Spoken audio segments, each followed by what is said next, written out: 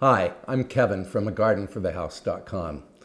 Please don't hate me, but today I'm going to show you how to make light and flaky buttermilk biscuits.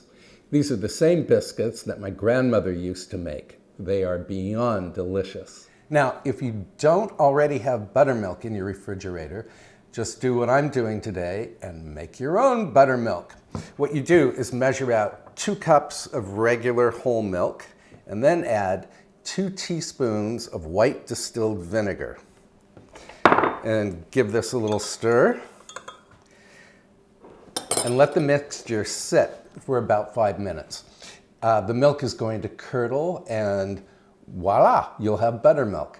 Meanwhile, center the oven rack and preheat the oven to 425 degrees Fahrenheit. Now, I'm actually making a double batch of biscuits today because I want to have plenty to put in the freezer. Buttermilk biscuits freeze perfectly. They reheat perfectly too. And what I've got in here are 3 cups of all-purpose flour. I'm going to add a 4th cup. And then we have to add 4 tablespoons of baking powder. 1, 2, 3. And make sure your baking powder is fresh. Here's 4. Did I say teaspoons? I meant tablespoons. And we also need 2 teaspoons of sugar. And we need 2 teaspoons of ordinary table salt. And then we're going to use the food processor to sift the ingredients. So let the machine run, for about 5 seconds or so. We're good to go. And then let me grab my butter from the fridge. Now what I have here are 12 tablespoons of butter. And again, you can cut this recipe in half. You don't have to make a huge batch, as I'm doing today. And 12 tablespoons of butter is about 170 grams. For those of you who practice metric measurements. And we pop the lid on, and then cover your ears. We're going to pulse this mixture just to break up the butter. It should be about the size of peas. Let's have a look. Grab a spoon here.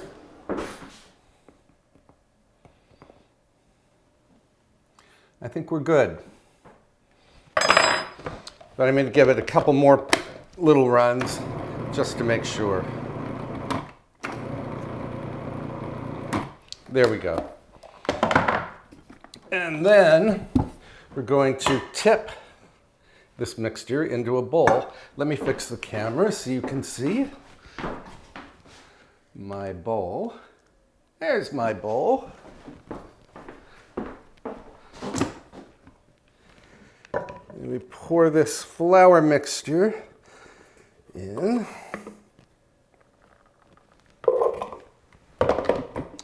And then we're going to add this beautiful buttermilk, and I need a fork. Yeah, there's no kneading for buttermilk biscuits. Pour all of the buttermilk in. It's nice and thick now. And just stir with a fork. And we're going to stir just until the dough comes together. I don't know how long this video is going to be, but making biscuits should really only take about 5 minutes of prep time, if that, and exactly 15 minutes of baking time. And this is what the mixture looks like. Okay. Then we have to flour. I keep my flour in this great big canister. We have to flour our work surface. Put that aside. And then on goes the dough. And the dough is really sticky. I need a spatula so I can get all of this.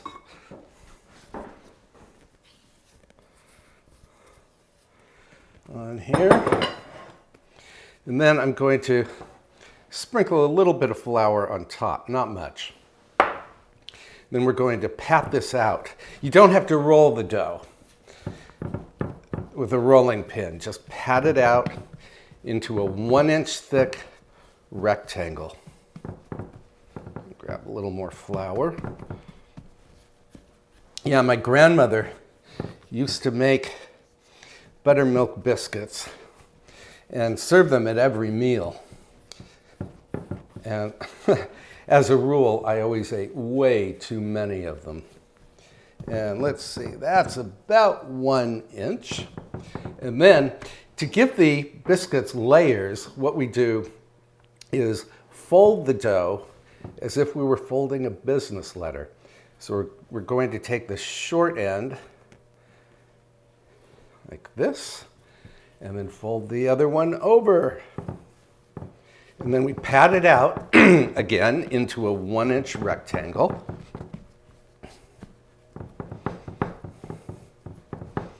And then we fold again in thirds.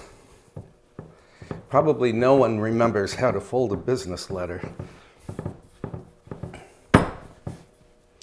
And finally, we fold it out, not fold it, but press it out into another 1-inch thick rectangle, like this. And I hope we're in focus. I hope you can see everything. I also hope you can hear me.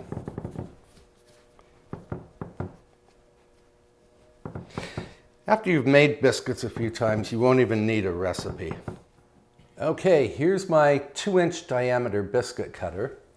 And here's my hand all covered with the sticky dough. And I have some flour in a measuring cup here. And we dip the cutter into the flour so that the biscuit dough doesn't stick. And we cut out rounds. And what you don't want to do is twist the cutter when you're making biscuits. Twisting crimps the dough and it interferes with the biscuit's ability to rise. I'm going to fix the camera so you can see a little better. Into the flour, push straight down and pull straight up. And if you have to, lift the dough like this. Perfect biscuit. And because we folded the dough, the biscuits are going to have these nice layers. You'll be able to pull the biscuits apart and stuff them with, oh, I don't know, butter and honey perhaps. And I'm putting the biscuits on a parchment-lined baking sheet. You don't have to use parchment paper. You can just grease a baking sheet with, well, vegetable shortening, or you could even spray it with non-stick spray if you like. Now, after you've cut out your first biscuits, you can reform the dough, although these last biscuits are not going to be as pretty as the first biscuits.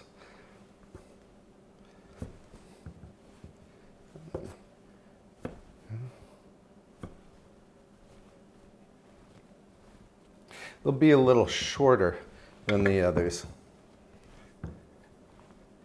Now let's see, I have 3, 6, 9, 12, 15. Here's 16. Roll this up again, pat it out. Just don't pat it out too thinly. The thicker the dough, the taller the biscuits will be. So I'm kind of running out of room here. I have a lot of biscuits on this baking sheet.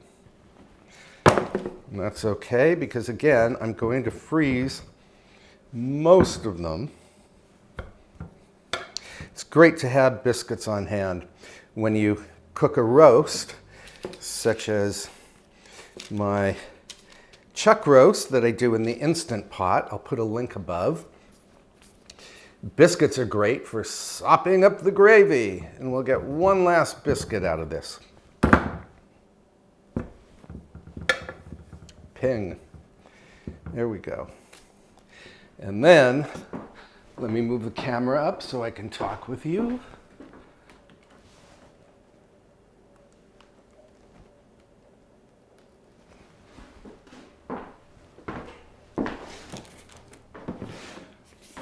Okay. These go into the oven for exactly 15 minutes. And again, that's a preheated 425-degree Fahrenheit oven. We'll come back. Okay, I'm back. While the biscuits are baking, I wanted to talk with you a little bit about my grandmother. Her name was Nova Ethel Metzger, and she married Frederick Jacobs in, I think, the late 20s. And in the mid-30s, 1930s, she gave birth to my father, whose name is Leroy Frederick Jacobs. And I spoke with my father the other day, and I told him I was going to be making this biscuit video. And he said that my grandmother never used butter when she made biscuits. She used lard. And boy, were those biscuits delicious. He also reminded me that every time my grandmother had us over for dinner, she always prepared the same meal. It was chicken and biscuits and some kind of vegetable. I didn't care about the vegetable. I didn't care about the chicken. I just wanted the biscuits.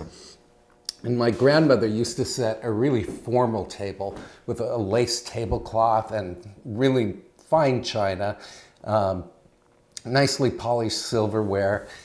And in the center of the table was a big silver basket, just piled high with the biscuits that she had made that day.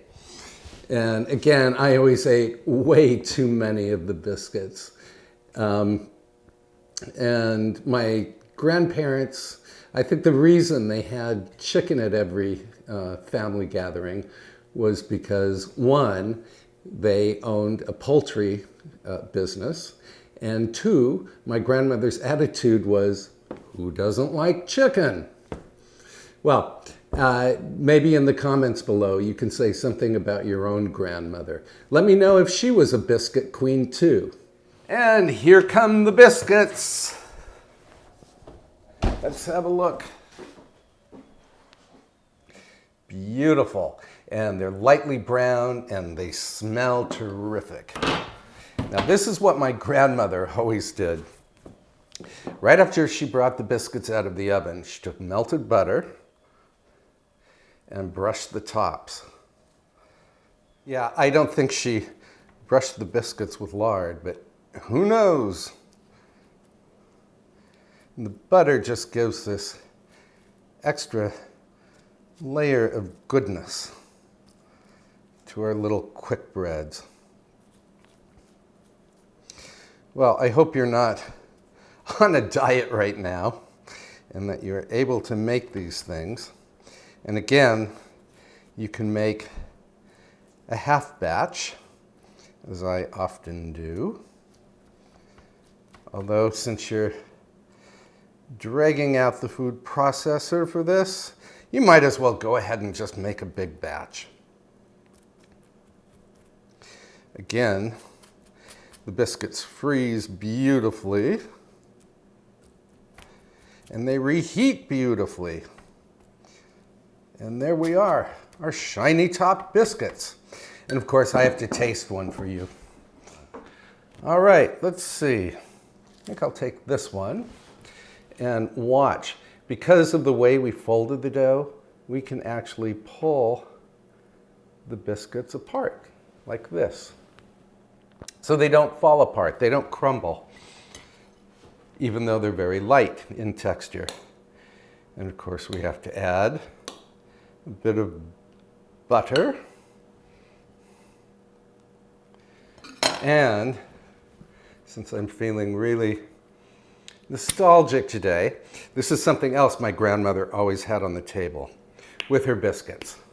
Honey. probably from her own beehives.